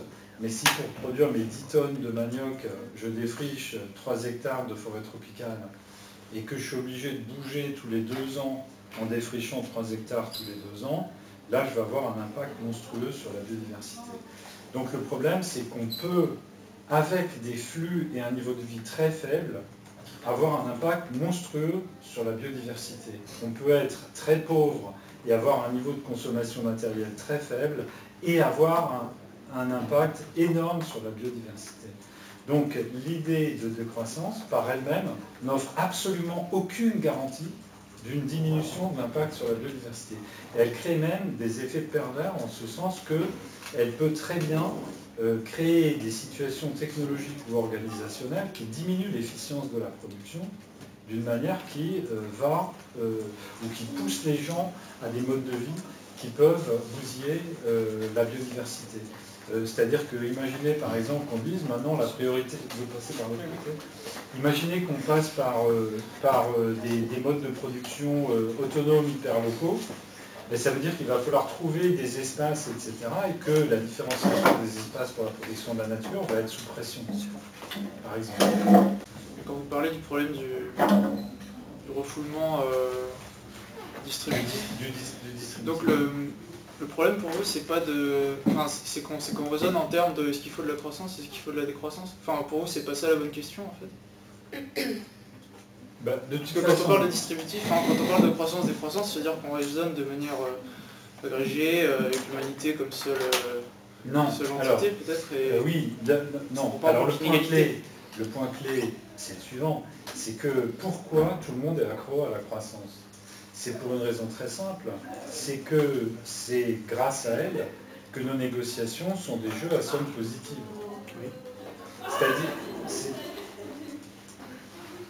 et donc, on voit que déjà, avec une croissance, c'est super difficile, cette négociation. Mais effectivement, il faut se rendre compte que si c'est déjà difficile quand on est à niveau constant ou en légère croissance, à partir du moment où on se retrouve dans une situation, qu'elle soit voulue ou subie, dans laquelle l'horizon, c'est un horizon de diminution du niveau de vie, et qu'il faut se répartir des pertes nettes, la négociation est infiniment plus difficile. Donc, c'est pour ça d'ailleurs que Aurélien Barraud et d'autres ont recours à ce que j'appelle le refoulement fantasmatique, c'est-à-dire le fait de dire « Ah, mais on va être encore plus heureux sans la consommation ou avec beaucoup moins de consommation matérielle ». Donc la croissance, c'est le cœur de notre système de négociation de répartition. Et le problème, c'est que si on ne veut plus la croissance, il faut mettre en place un autre mode de négociation de la répartition. Et on voit à quel point c'est terriblement difficile, la répartition, la distribution. Et bien, du coup, on ne peut pas régler la question de la croissance en évitant la question du distributif. Et pour vous, du coup, ce côté aspect redistributif qui n'est pas évoqué, qui doit l'évoquer? C'est à des politiques, à des acteurs minoritaires? D'abord, je suis frappé que moi, je n'ai jamais parlé de redistributif. Moi, j'ai parlé de distributif. Or, cette formule de votre part, elle est très révélatrice. C'est que on est dans une formule où, pour nous, beaucoup de gens considèrent que la seule chose valable à faire en matière de distributif, c'est du redistributif. C'est-à-dire, au fond, les pouvoirs publics prennent à ceux qui ont pour donner à ceux qui n'ont pas, ou qui ont moins. Mais en fait, le distributif, pour répondre à votre question, c'est que chacun, et quand je dis chacun, c'est chaque humain, chaque groupe, chaque famille, chaque communauté, chaque organisation, essaye de tirer la couverture à lui pour améliorer son sort. C'est ça le distributif. Et donc chacun, sans arrêt, lutte pour lui et les siens dans un cadre de distributif qui peut se régler par le conflit ou la négociation ou autre. Mais du coup, quand les lanceurs d'alerte évitent ce sujet, qui doit lancer le sujet d'après vous? C'est le sujet de la distribution des futurs. Mais ce qui est très important, c'est que la distribution future, on ne peut pas la décider. Elle sera le résultat d'une lutte et de négociation. Mais on ne peut pas la décider d'avance. Oui, on peut en parler. On peut en parler, absolument. Ben, pour moi, il y a une responsabilité des chercheurs à en parler. Moi, c'est pour ça que j'en parle. Et c'est très difficile, parce que vous voyez bien que le distributif, avec l'ampleur des phénomènes dont parle Barreau, s'il y a des centaines de millions de gens qui veulent changer de territoire parce qu'ils trouvent que ça ne leur permet pas de vivre tout court ou parce qu'il n'y a pas de niveau de vie, là, on va vers des enjeux distributifs d'une violence qui est difficile à aborder. Pour l'instant, on est dans des codes de discussion sur les distributions qui ne permettent pas d'aborder le type de problème auquel on va concrètement avoir affaire.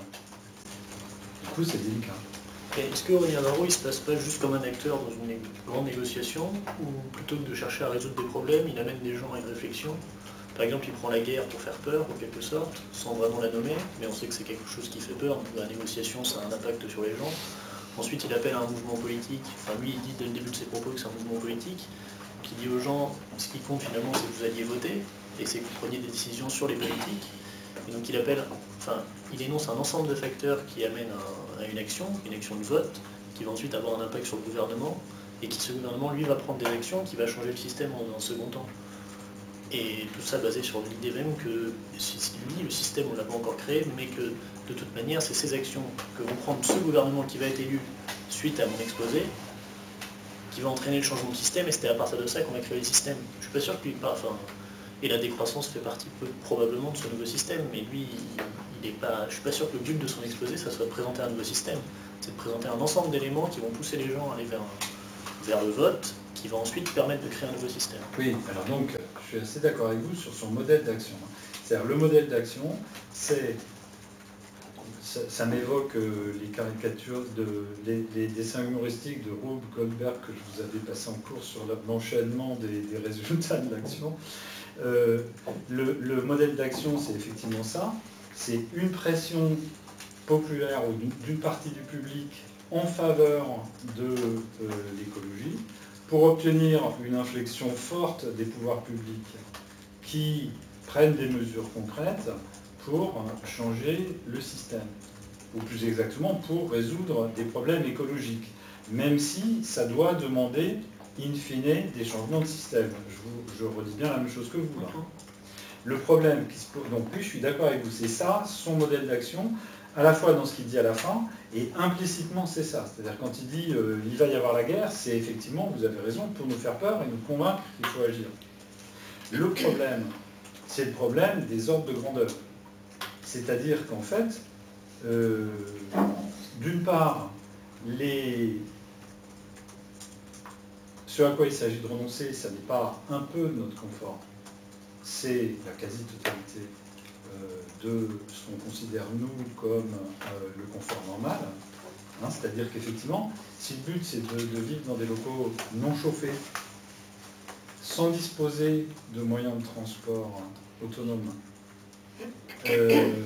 sans disposer de voyages pour les loisirs, sans disposer, etc., etc.,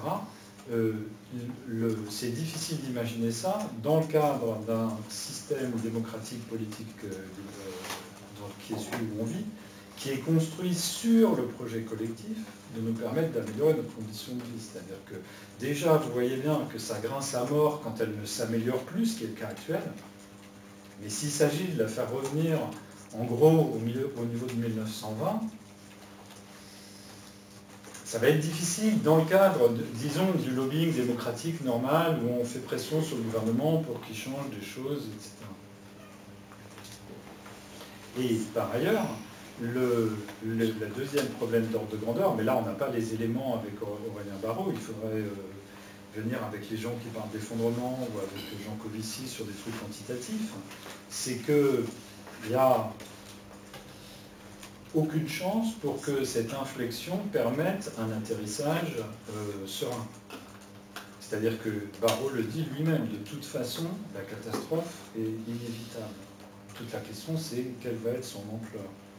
Or, les codes et les modes d'interaction de nos systèmes politiques n'ont pas eu affaire à la catastrophe depuis 60 ans, et donc sont d'une certaine manière déconnectés de ça. Et en particulier la culture dans les têtes, si vous voulez.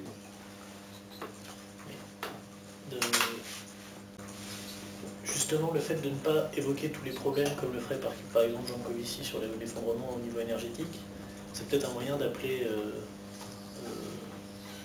tout à fait réfléchi de sa part, de se dire si j'évoque tous les problèmes, de toute manière on va réussir, personne ne va avoir envie de bouger, parce que le fait est que quelqu'un qui écoute 2 heures de Jean Covici, il finit les 2 heures en se disant est-ce que ça a vraiment intérêt qu'individuellement je fasse mon action, sachant qu'on est franchement proche de la fin. Donc peut-être que son raisonnement de départ, c'est juste de dire on va prendre le problème autrement, on va appeler à des mesures qui sont assez radicales, mais sans présenter vraiment l'ensemble, en présentant une partie des gravités de la solution, en disant il reste un espoir, et cet espoir va nous permettre d'éviter quelque chose d'horrible. Oui, mais ça, je suis d'accord avec vous que ça explique une bonne partie de son positionnement d'argumentation, hein, que son argumentation, elle repose d'une certaine manière là-dessus. Plutôt que de réfléchir à la catastrophe, réfléchissons à comment aller dans le bon sens ou dans un sens moins pire. Mais de toute façon, ça fait quand même une hypothèse qui est que les gens sont idiots et qu'ils ne se rendent pas compte du décalage ou de la situation. Hein, c'est-à-dire que cette argumentation-là, elle peut marcher pour les gens qui sont prêts à croire que qu'on peut atterrir sereinement, et puis il y aurait une minorité lucide qui, elle, sait qu'on ne peut pas atterrir sereinement, mais qui se rend compte que pour obtenir les décisions les moins pires de la masse, la meilleure stratégie, c'est d'argumenter comme si on pouvait atterrir sereinement. Et cette conviction, elle est assise sur la croyance que l'alarme n'a pas été entendue. Mais moi, j'ai une hypothèse autre. Je pense que ça fait 40 ans que l'alarme a été entendue. Mais par contre, il n'y a pas de système d'action qui permette qu'il se passe quelque chose sur cette alarme. Et donc, comme la question clé des gens qui sont face à une catastrophe, quelqu'un de normal face à une catastrophe, il se demande est-ce que je vais survivre? Qui je peux sauver? Et qui je ne peux pas sauver? Comment je vais gérer le conflit, etc. Cette question-là inhibe les actions qui seraient positionnées sur la base de on va agir tous ensemble pour s'en sortir, si je sais que ça ne peut pas marcher. Je ne sais pas comment vous voyez ça. Non, c'est le problème. Et du coup, c'est qu'il ne fait pas avancer tellement la... Voilà, c'est ça. Mais ce que je veux dire, c'est que, en fait, le malaise est énorme. On est dans une période où le malaise est énorme. Ça fait, quand j'ai commencé ma carrière, on savait qu'on y allait. Là, je suis en fin de carrière, et là, c'est de plus en plus tangible. Et donc là, d'une certaine manière, donc là, il faudrait avoir d'autres discussions que je proposerai plus tard hein, sur les collapsologues et autres, mais c'est vrai que ça pose une vraie question de théorie d'action. Et c'est vrai que du coup, le fait d'éviter de parler du distributif, y compris dans ses dimensions les plus violentes, crée un effet d'irréalité.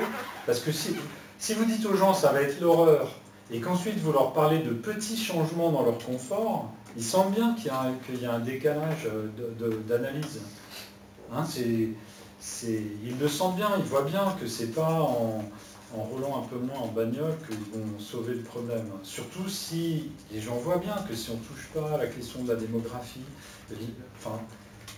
on nous annonce régulièrement que le jour auquel on a consommé les ressources renouvelables de la planète, cette année c'était au mois d'août, non, juillet, je ne me rappelle plus.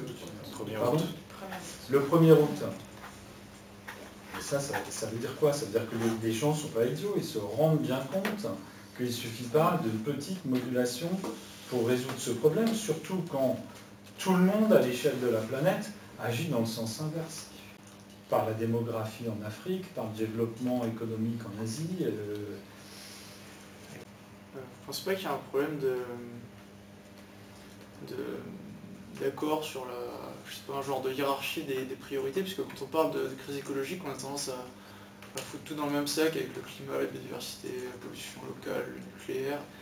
Et du coup, on a l'impression que le problème, c'est tout l'ensemble, il faut tout résoudre d'un coup, alors que peut-être qu'il y a si on prend le cas allemand par exemple, on voit que leur priorité, le climat ils s'en foutent, et ce qui les intéresse c'est plutôt sortir du nucléaire, et chaque pays ou même chaque individu peut avoir ou chaque scientifique en fonction de sa spécialité et son point de vue peut avoir sa sensibilité sur la hiérarchie des problèmes, et le fait de tout mettre ensemble, ça peut rendre les choses confus. Par exemple, quand on écoute Anne Hidalgo, dès qu'elle nous parle de climat, en fait elle nous parle de pollution de l'air, et moi j'ai l'impression que ça rend les choses assez floues, ce manque de précision quoi, sur les enjeux et sur les phénomènes dont on parle. Je sais pas. Le premier point, c'est que, il n'y a pas une priorité qui s'impose de manière rationnelle, indépendamment des préférences subjectives des uns et des autres. Par exemple, en ce moment, on est en train de détruire énormément de biodiversité par des mesures qui sont affichées comme devant sauver le climat. Est-ce qu'il y aura un bénéfice quelconque à cette action? Ça ne saute absolument pas aux yeux, si vous voulez, c'est-à-dire que le développement des énergies renouvelables, est-ce que ça va faire une différence? Si j'écoute Jean Covici, non. Et, par contre, ça détruit de la biodiversité autour de moi. Donc, le deuxième point, c'est qu'il n'y a aucune raison qu'on tombe d'accord sur ce qui constitue une priorité. C'est-à-dire que moi, je connais plein de gens qui sont prêts à vivre dans un monde qui a une biodiversité encore beaucoup plus faible que celle d'aujourd'hui. Et je connais plein de gens pour qui ce serait une catastrophe. De même, le nucléaire. C'est vrai que si vous écoutez Jean Covici, et moi je suis absolument d'accord avec lui, c'est anecdotique à l'échelle de la planète. Oui, c'est-à-dire qu'il distingue les problèmes qui peuvent engendrer une dégénérescence irréversible de l'humanité, et ceux qui ont des impacts plus locaux. Voilà. Et donc Jean Covici, il parle, voilà, ça peut être le nucléaire, ça peut être la pollution de l'air qui oui, alors je n'ai pas souligné cet aspect-là qui est très important, c'est que parmi les problèmes, il y a des problèmes qui sont locaux, mais universels par leur généralisation, et puis il y a des problèmes qui reposent sur des dynamiques planétaires. Mais ça ne change pas grand-chose, parce que imaginez que l'érosion des sols, c'est un problème qui est local, qui devient universel quand il se produit à beaucoup d'endroits. Mais via ses impacts sur l'alimentation et les stratégies que des pays vont développer pour régler leurs problèmes distributifs, ça va aussi avoir des conséquences planétaires. Même chose pour les ressources, même chose pour les ressources en eau. Et donc, en fait, si vous voulez, c'est de plus en plus difficile de cloisonner en autonomisant un des problèmes. Donc, vous avez raison sur le fait de dire que puisque on pense qu'on ne pourra pas tout avoir, il faut faire des choix. Mais il n'y a aucun moyen pour qu'on soit d'accord sur ces choix. Deux, ces choix, ils ont des dimensions distributives extrêmement importantes. Par exemple, si on veut garder la biodiversité des forêts tropicales, il faut qu'on obtienne des Brésiliens, des gens qui habitent le bassin du Congo, qui ne défrichent pas leurs forêts. Et ça a des enjeux distributifs absolument majeurs. C'est difficile de traiter ces problèmes sans traiter la question de la démographie. Vous voyez ce que je veux dire? C'est pas que tout aille d'un bloc, mais c'est qu'il y a des liens entre les différentes choses qui sont très importantes. Et des préférences subjectives qui rendent impossible une grille de lecture unique. Sur la multiplicité des problèmes, quand vous dites, vous avez l'impression que ça fait très longtemps que les gens et les décideurs ont conscience des problèmes. Moi j'ai pas votre expérience, mais j'ai pas forcément cette impression aussi tranchée que tout le monde et tous les décideurs ont conscience de tous les problèmes. J'ai conscience qu'il y a un problème, mais c'est du coup rendu très très flou, très très vague et très lointain. Et on corrèle pas ça forcément à des choses comme la guerre ou le terrorisme, comme le climat par exemple. Enfin, moi je sais pas. Peut-être que vous avez raison, mais imaginez la chose suivante. Imaginez que vous ayez les dirigeants d'un pays, comment on les appelle, d'un pays émergent. Et ils ont deux dossiers devant eux. Il y a un dossier qui s'appelle « Comment ne pas devenir le Venezuela » et un dossier qui s'appelle « Comment ne pas sombrer dans la catastrophe écologique, du changement climatique, etc. Imaginez qu'ils réfléchissent en se disant « Ok, je ne peux pas tout faire, je m'aperçois bien, qu'est-ce qui est plus grave humainement pour les gens qui sont dans mon pays?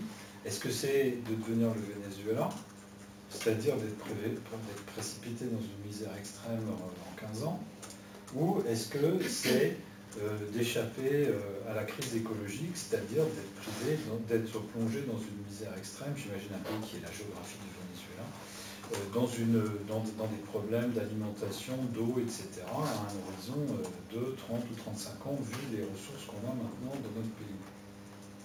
Donc, pour moi, cette idée que la crise écologique est l'unique urgence dramatique dans les problèmes planétaires et les problèmes dirigeants est totalement illusoire.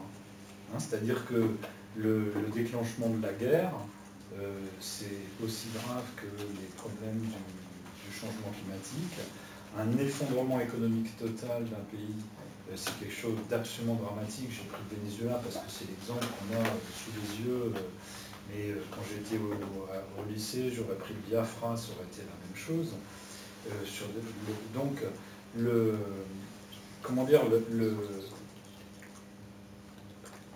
on ne voit pas le fait qu'on tient toutes sortes de cordes qui permettent de tenir une situation, mais s'il faut les lâcher pour attraper l'autre corde, on dit « Ah, ce serait vachement bien, parce que celle-là, on la tiendrait. » Mais oui, mais les cordes sont à lâcher. Donc c'est pour ça que c'est un nœud gordien, là, qu'on ne sait pas par quel... Donc... Et puis l'autre hypothèse, c'est qu'il y a... Alors, ce n'est pas une dissonance cognitive, parce que ça, c'est au niveau individuel, mais si vous êtes responsable d'un groupe, que vous êtes conscient d'un problème auquel vous n'avez pas de solution à apporter au-delà d'un certain degré, ça ne sert à rien de rabâcher le problème sans arrêt. Donc, vous allez en parler au niveau où ça vaut le coup d'en parler, pour le niveau de solution que vos administrés sont prêts à mettre en œuvre. Donc je ne dis pas que j'ai raison par rapport à vous, mais on entend bien les deux hypothèses, hein, du manque de conscience, ou bien, ok, on a entendu, mais de toute façon, on est déjà sur quelque chose de très compliqué. Donc il n'y a pas quelque chose qui nous garantit que si on s'occupe du problème écologique, les autres problèmes ne vont pas se casser la gueule encore plus tôt pour déboucher sur des situations aussi dramatiques ou pires. Parce que c'est comme quand on est dans un jeu vidéo et qu'on avance d'un tableau de jeu au suivant. Là, on est monté assez rapidement de plusieurs tableaux de jeu à l'échelle planétaire. Et c'est pas parce que vous avez un monstre dans le coin en haut à droite de l'écran qui va vous tuer si vous en occupez pas, qu'il n'y a pas 3 autres monstres dans le reste de l'écran qui vous vont tuer si vous retournez pour aller vers celui qui est dans le coin de l'écran. Donc c'est cet aspect-là de la structure du problème qui est d'une certaine manière ignoré par cet argument de la priorité absolue. Là, vous parlez des décideurs politiques nationaux par rapport aux responsabilités envers leur population, c'est ça? Oui, par exemple. Et donc, cette idée de la priorité absolue, comment dire, il y a plein d'autres manières dont l'humanité ou une partie importante de l'humanité pourrait plonger dans un malheur radical que la crise écologique aujourd'hui. Il y en a plein. La crise écologique en est un, et il y en a d'autres. Et donc, c'est pour ça que, à titre personnel, et sur ce point-là, je rejoins le dernier point, là, je vous ai passé d'Aurélien Barraud, c'est pour ça que je pense que les approches compositionnistes sont raisonnables, parce qu'elles consistent à dire, ok, on va essayer de tenir aussi bien que possible chaque problème ou chaque défi. On ne sait pas jusqu'où, dans quelle mesure, comment on va arriver à concilier la résolution des différents défis, mais le mieux qu'on puisse faire, c'est de répartir nos forces pour que les uns s'accrochent sur tel défi, d'autres sur d'autres défis, et puis on va voir, on va lutter, négocier, puis on verra au bout du compte ce qui va sortir. Et qui tire son épingle du jeu en termes distributifs, et 2, quels sont les défis qui auront été réglés. Ce qui crée le malaise, en fait, c'est qu'à partir du moment où il n'y a pas de solution à un problème sans sacrifice, et qu'on est dans un cadre de discussion où on ne peut pas parler du sacrifice, là c'est très compliqué. Imaginez que vous jouez aux échecs avec des pièces qui sont des humains. Et qu'à un moment donné, dans votre équipe, vous disiez ok, là il faut qu'on sacrifie les pièces. Et que ça veut dire qu'on tue la personne qui personnifie ce joueur. Et bien là, vous avez le lien entre une situation stratégique et ses dimensions distributives. C'est comme ça que ça se passe. Donc si on réfléchit sur qui va tirer son épingle du jeu dans le développement à l'échelle de la planète, le problème se pose comme ça. C'est un énorme jeu de Go avec des joueurs qui sont des humains. Et dans l'état actuel de la culture politique et des conventions qu'on a depuis la Seconde Guerre mondiale, avant c'était pas comme ça, mais dans ces conventions actuelles, on ne peut pas parler de ça. Et donc du coup, il y a un vrai souci. Alors même que quand on entend, c'est Aurélien Barraud, mais c'est comme vous l'avez dit pour Jean Covici ou autre, c'est difficile de ne pas se rendre compte qu'il y a des gens qui ne tireront pas leur épingle du jeu. Comment on fait quand on se rend compte d'un truc et qu'on est dans un système organisationnel qui ne permet pas d'en discuter ou de le gérer? Je ne sais pas comment vous vivez ça, parce que votre grand problème, c'est que en fait, vous êtes la génération qui allait rentrer là-dedans. Donc je ne sais pas comment vous vivez ça. Vous y avez pensé quand même? Ouais, moi je pense que votre discours il est néfaste. Que votre discours il est forcément du coup il n'est pas bon à entendre. Il est pas bon à entendre? Non. C'est-à-dire c'est qu'on fait si on fait un peu de statistiques, on est 30 à tous être très convaincus, et puis là on est au bout d'une heure de discussion, plus personne n'a envie de rien faire. C'est-à-dire que si on extrapole à 70 millions de Français qui, selon moi, ne sont absolument pas convaincus et ne sont absolument pas au courant des problèmes qui vont se passer, c'est-à-dire qu'ils sont au courant qu'il y a un problème écologique, mais comme vous l'avez dit tout à l'heure, ils font même pas le lien, enfin c'est même pas ils font même pas, c'est que c'est pas si facile de le savoir, le lien entre le fait que le développement d'énergie renouvelable qui est présenté comme une solution extraordinaire peut très bien avoir des impacts néfastes sur la biodiversité, qui eux-mêmes ont des impacts sur le climat, donc au final... Sans contribuer plus que ça à la résolution du problème climatique. Donc ça c'est quand même... Ils ont peut-être une notion générale du problème, mais ils n'ont pas du tout de notion précise de ce qui se passe. Et du coup, si déjà à 30 ça marche pas, alors qu'on est tous plus ou moins courant des problèmes, je n'ose même pas imaginer. Alors quand vous dites ça marche pas, ce que vous dites c'est que c'est difficilement audible. Ouais, puis c'est dur à entendre. Mais dur à entendre, ça veut dire dur à entendre parce que vous n'y croyez pas. Dur à entendre parce que ça vous met en inconfort. Dur à entendre parce que les voies d'action, ou certaines des voies d'action que ça suggère, sont inconcevables pour vous. Qu'est-ce qui fait que c'est dur à entendre? C'est ça que j'aurais bien entendre dans la discussion. Bah, ça pousse à une action en tout cas. Enfin, ça donne l'impression qu'on est dans un problème trop complexe pour un cerveau normalement constitué qui demande de travailler avec une multiplicité d'acteurs qui sont trop nombreux, qui ont des intérêts trop divergents pour qu'on puisse se retrouver sur un sujet commun. Bah oui. Et vu que je pense que l'homme... C'est ça le distributif. Et pour moi, le refoulement du distributif, c'est de croire que tous les problèmes peuvent être résolus en satisfaisant les attentes de toutes les parties prenantes. C'est simple. Ça, c'est sûr. Pour moi, c'est ça le refoulement du distributif. Mais donc vous, quand vous dites que votre génération va avoir un problème qui ne pourra pas être résolu en satisfaisant les attentes de toutes les parties prenantes, comment vous partez à partir de là? Notre problème, c'est qu'on ne sait pas comment adresser le sacrifice, du coup. Et que personne n'a envie de faire le premier pas non plus. Parce que même si nous, on est informés et au courant, et qu'on nous dit, ok, vous pouvez montrer l'exemple, moi, ça n'a pas tellement de sens. Oui, non, mais c'est ça, ça n'a pas tellement de sens. Et personne... C'est un problème de théorie des jeux avec 7 milliards de joueurs, ce qui est relativement complexe.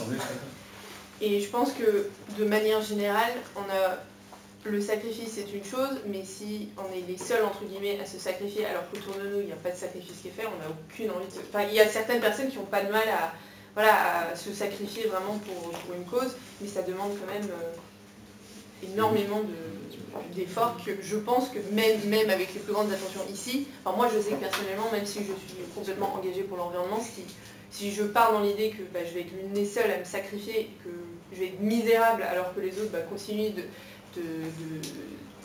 d'être dans leur bien-être, Je vous rejoins complètement là-dessus. c'est même pas lucide pour savoir que ça va pas me plaire. D'autres réactions sur ce mal-être ou sur Pour moi, le sacrifice n'est pas que personnel, aussi c'est mettre en place des mesures coercitives qui vont avoir un coût énorme pour des populations plutôt défavorisées, et faire accepter ça, c'est quand même compliqué.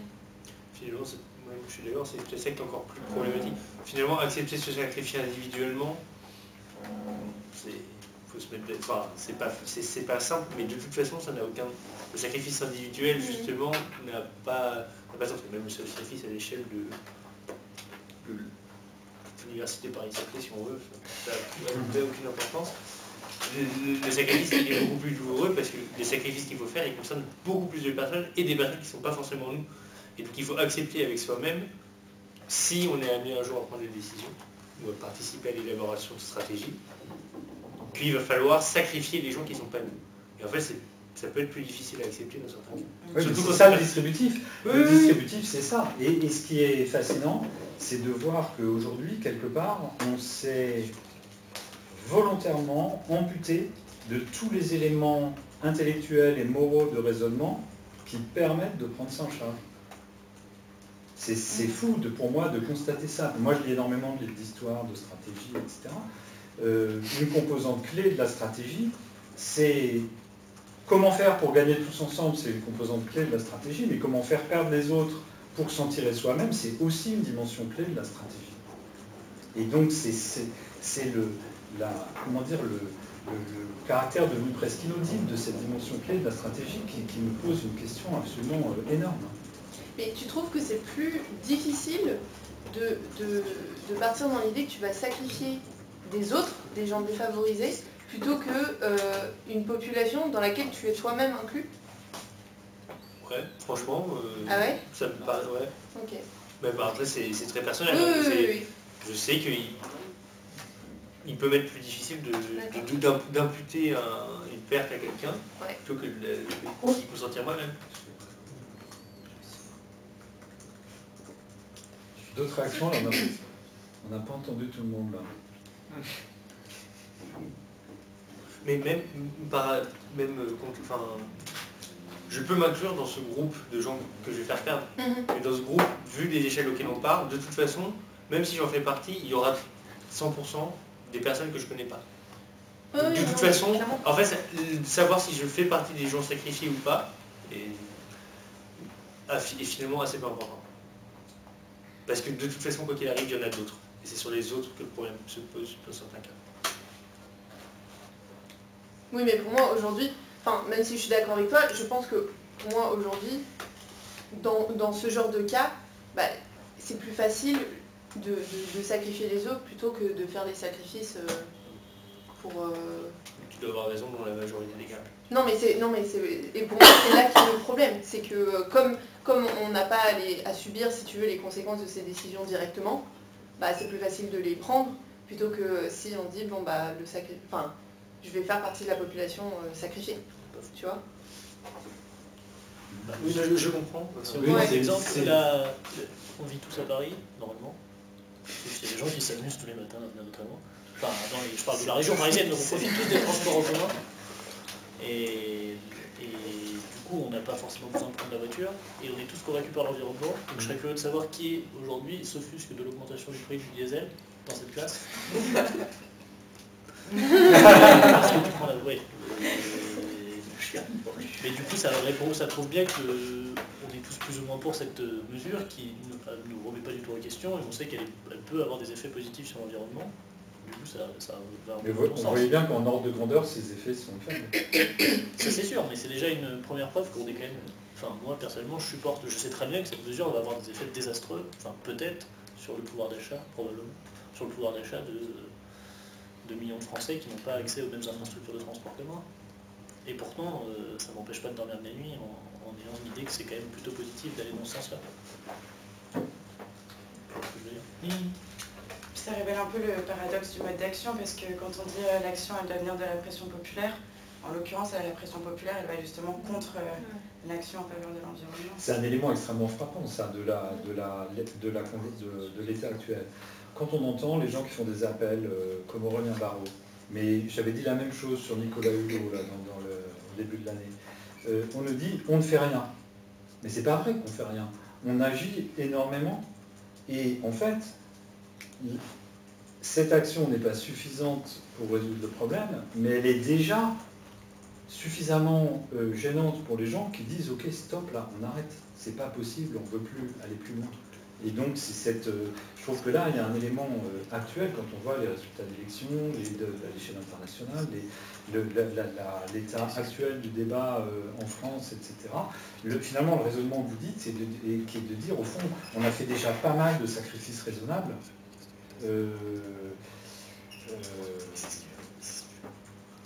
On voit bien que ce n'est pas suffisamment efficace, mais pour en faire plus, il faudrait qu'on soit sûr que les autres en fassent tous assez pour que ce soit efficace. Et quelque part, on est en train là de taper une limite dans le mode de négociation et d'action.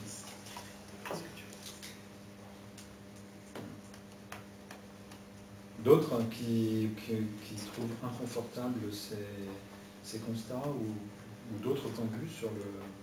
Et on n'a pas parlé du coup, vous n'avez pas beaucoup fait de lien ou de questions en lien avec les éléments du cours en fait. Est-ce que vous avez bien vu jouer là les perspectives révolutionnaires, le paradigme du gouvernement, le fait que face à la crise absolue en fait, toutes ces histoires de coopération et de gouvernance qui ont occupé les 30 dernières années paraissent complètement dérisoires. Et qu'en fait, je trouve ça très très éclairant. Pendant 30 ans, on nous a fasciné avec mettre tout le monde autour de la table, créer du consensus et tout. Et là, quand on commence à voir qu'on approche quand on voit le mur de plus près, quand on change le plan de jeu, là d'un seul coup, les choses qui sont en jeu, c'est le gouvernement, l'acteur minoritaire de changement, la révolution. On n'a pas parlé, Barreau il n'est pas du tout dans le drop-out and see, mais d'autres le sauraient, si on allait voir les gens de la collapsologie, mais en tout cas c'est un changement de paysage intellectuel qui est total par rapport à il y a 10 ans.